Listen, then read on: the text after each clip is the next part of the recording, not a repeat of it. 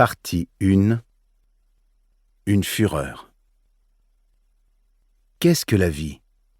Une fureur. Qu'est-ce que la vie? Une illusion, une ombre, une fiction.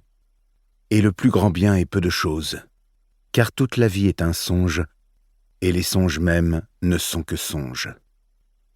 Pedro Calderón de la Barca. La vie est un songe. Chapitre 1.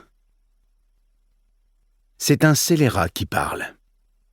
Il a plié son journal, et s'y reprenant à 2 fois, il a glissé son portable dans la poche intérieure de sa veste, puis il s'est levé. C'est alors qu'il a tourné la tête vers moi, sa physionomie s'éclairant de m'apercevoir dans le café. Par un goût de la symétrie et de la courtoisie, à mon tour je lui ai souri.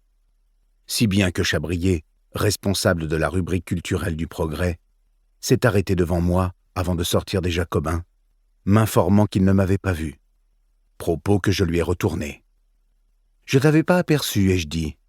Tu ne viens pas souvent par ici. » De sorte que Chabrier, après avoir confirmé qu'il fréquentait rarement l'endroit, lui préférant le Molière près du théâtre, s'est inquiété poliment de la santé de mon épouse et de mon fils. « Ça va ?» a-t-il dit. À quoi j'ai répondu que oui, ça allait, n'oubliant pas de l'interroger sur son divorce. « Ça suit son cours », a-t-il répondu d'un air fataliste. Puis il est sorti du café. Quand je me suis retrouvé à nouveau seul avec mon livre, Monsieur Test, j'ai souri de mon mensonge et du sien, puisque d'évidence, aucun de nous deux n'ignorait la présence de l'autre, mon imposture outrepassant de beaucoup la sienne, étant donné que je n'avais pas à tourner la tête pour le voir, tandis que sa position de profil l'obligeait, lui, à pivoter de 90 degrés pour m'identifier. À plusieurs reprises, néanmoins, j'avais pu constater qu'il avait remarqué ma présence, à l'angle du café, sous une affiche représentant Aristide Bruand, le cou emmitouflé dans sa célèbre écharpe rouge. Il se grattait derrière l'oreille droite, ce qui justifiait qu'il tourne la tête.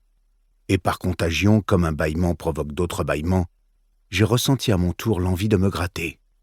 Alors pourquoi ce double mensonge?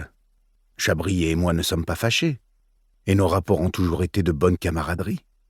Tout simplement, me suis-je dit, l'idée de discuter avec lui m'ennuyait, et de son côté, il devait en aller de même. Si nous nous étions dit la vérité, que de complications. Il aurait fallu lui expliquer pourquoi la lecture de Valérie, voire la rêverie, voire la contemplation des clients du café et des clientes, m'intéressait plus que sa conversation, et lui aurait dû justifier sa préférence pour les interlocuteurs auxquels, avec son portable, il n'avait cessé de parler, au moins 3 personnes différentes, espacées entre elles par l'absorption d'une bière blonde qu'il déposait après quelques gorgées près de son téléphone et de son journal, sans doute le Progrès. Ce mensonge nous a évité de vaines propositions et d'inutiles justifications. Sans le recours aux fables et aux minuscules tromperies, la vie en société deviendrait impossible. Un genre de fondrière où nous ne cesserions de nous enliser. Ce mensonge partagé, sans méchanceté et, oserais-je dire, d'un commun accord, sans inimitié, mensonge de courtoisie, ce mensonge illustre pleinement la civilisation. En ce qu'une faute morale, loin d'être blâmée, autorise 2 hommes au milieu de leur vie à s'abandonner à leur penchant, sans qu'ils en conçoivent ni de l'humeur, ni de la rancœur. Ai-je expliqué le même soir à Dorian.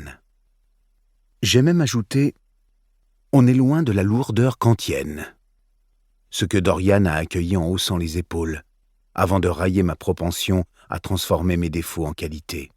« Vous êtes 2 beaux hypocrites, oui, et tu es le pire des 2, parce que tu te glorifies d'être un faux cul. » J'ai pensé que les femmes étaient trop vertueuses, mais lâchement, je n'en ai rien dit, imaginant déjà que mon épouse me reprocherait de généraliser, de débiter des lieux communs, et qui plus est, sexiste.